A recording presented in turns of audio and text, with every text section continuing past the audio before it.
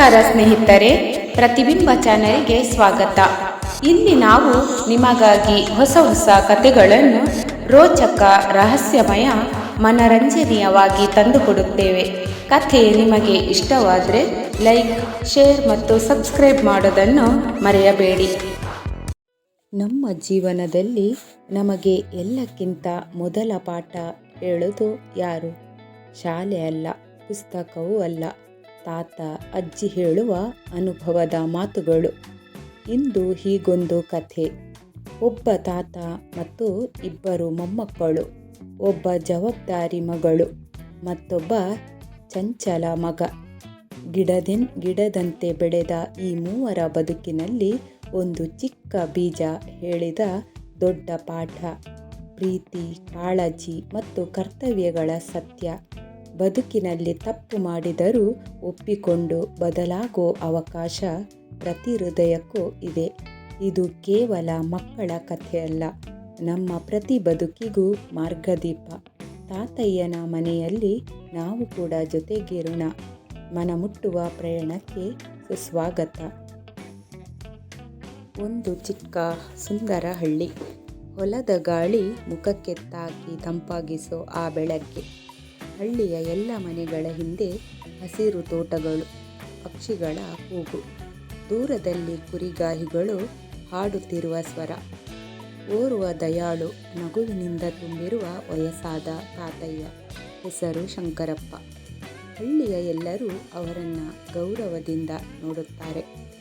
ಅವರ ಮನೆಯಲ್ಲಿ ಇಬ್ಬರು ಮೊಮ್ಮಕ್ಕಳು, ರೇಖಾ ಮತ್ತು ರವಿ. ರೇಖಾ ಸ್ವಯಂ ಜವಾಬ್ದಾರಿ, ಮುದ್ದು ನಗೆ.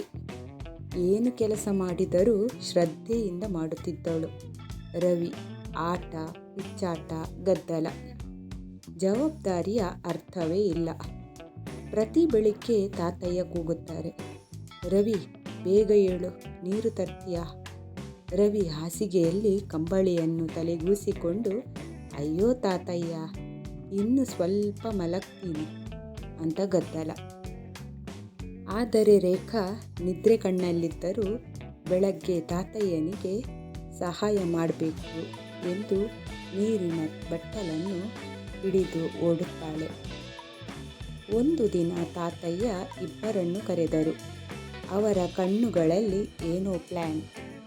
ಹಿತ್ತಲಿಗೆ ಕರೆದುಕೊಂಡು ಹೋಗಿ 2 ಚಿಕ್ಕ ಮಣ್ಣಿನ ಪಾಟ್ ಅನ್ನು ತೋರಿಸಿದರು.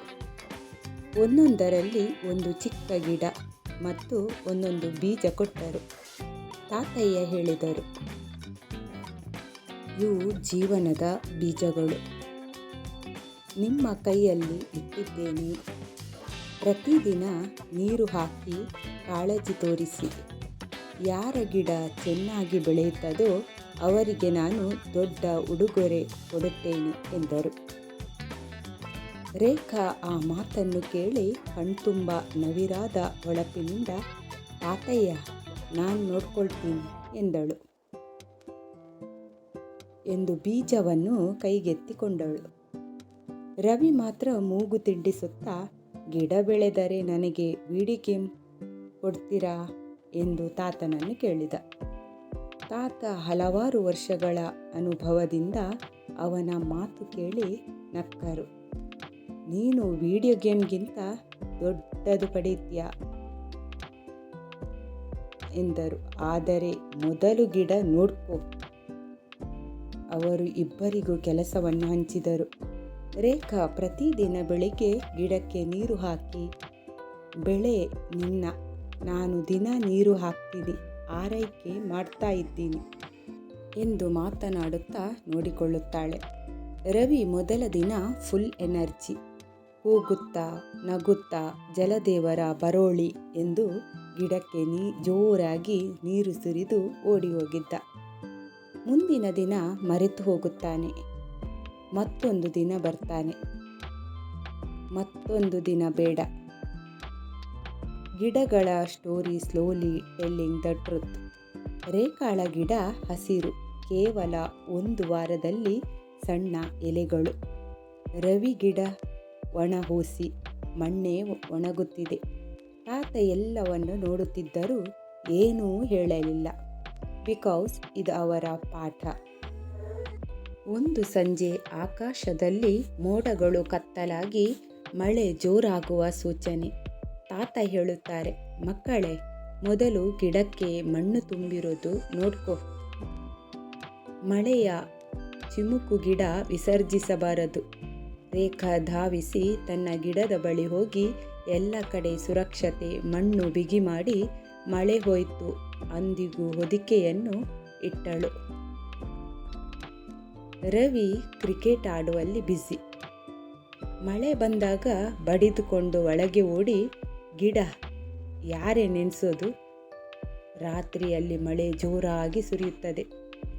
ಬೆಳಿಗ್ಗೆ ರೇಖಾಳ ಗಿಡ ನೈಜವಾದ ಮಳೆಯೆರೆಯನ್ನು ಕುಡಿಯುವಂತೆ ಹಸಿರಾಗಿ ಮಿನುಗುತ್ತದೆ.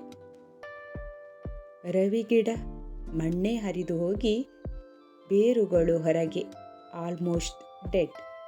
ರವಿ ಅಳುತ್ತಾನೆ. ಹಿತ್ತಲಿಗೆ, ತಾತಯ್ಯ, ಗಿಡ ಸತ್ತು ಹೋಯಿತು, ಏನು ಮಾಡೋದು? ತಾತಯ್ಯ ನಿಧಾನವಾಗಿ ಮಗುವಿನ ತಲೆಗೆ ಕೈ ಇಟ್ಟು, ಗಿಡ ಸತ್ತು ಹೋದಿಲ್ಲ ಮಗ, ನೀನು ನೆನಪಿಸಿಕೊಳ್ಳಲು ಮರೆತೆಯಷ್ಟೇ. ಪ್ರಪಂಚದಲ್ಲಿ ಯಾವುದು ಕಾಳಜಿ ಇಲ್ಲದೆ ಬದುಕಲ್ಲ. ಆ ಮಾತು ಕೇಳಿ ರವಿ ಕಣ್ಣೀರನ್ನು ಒರೆಸಿಕೊಂಡು ತನ್ನ ಗಿಡ ನೇರವಾಗಿ ನಿಂತಂತೆ ಮಣ್ಣನ್ನು ಮರುಹಾಕುತ್ತಾನೆ. ಆದರೆ ಮುಂಚಿನಂತೆ ಫುಲ್ ಇಂಟ್ರೆಸ್ಟ್ ಇರಲ್ಲ. ವಾರಗಳು ಹೋದಂತೆ ರೇಖಾಳ ಗಿಡ ಮೊಗ್ಗುಗಳ ಸುಖ ವೇಳೆಯಲ್ಲಿ ಅರಳಿ ಮನೆಯವರು ಹೆಮ್ಮೆ ಪಡುತ್ತಾರೆ.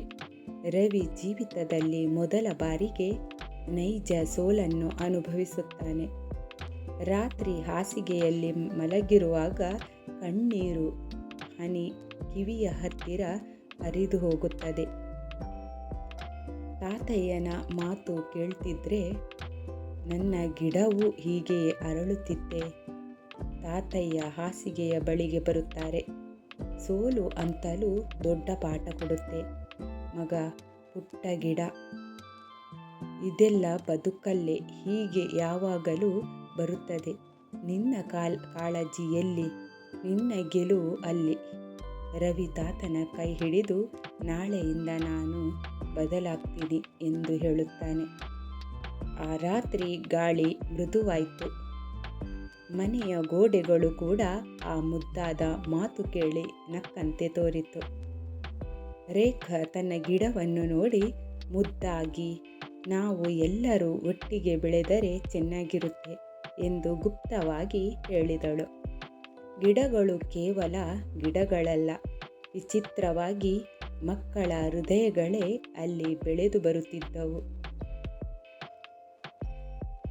ಬಾಳಿನಲ್ಲಿ ತಪ್ಪು ಆಗುತ್ತವೆ, ಆದರೆ ಅದನ್ನು ಸರಿಪಡಿಸೋ ಮನಸ್ಸು ಇದ್ದರೆ ಪ್ರತಿ ಗಿಡವೂ ಮರು ಬೆಳೆಯುತ್ತದೆ, ಪ್ರತಿ ಸಂಬಂಧವೂ ಮತ್ತೆ ಅರಳುತ್ತದೆ. ತಾತಯ್ಯ ಹೇಳಿದ ಮಾತೇ ಸತ್ಯ. ಕಾಳಜಿಯಿಂದಲೇ ಗೆಲುವು. ಇಂದು ನಾವು ಕಲಿತದ್ದು ಒಂದು ಚಿಕ್ಕ ಗಿಡದ ಕಥೆಯಲ್ಲ, ಜೀವನದ ಸತ್ಯ. ತಪ್ಪು ಮಾಡಿದರೂ ನಿಲ್ಲಬೇಡಿ. ಯಶಸ್ಸನ್ನು ಬಯಸಿದರೆ ನೀವು ಕಾಳಜಿ ತೋರಿಸಲೇಬೇಕು.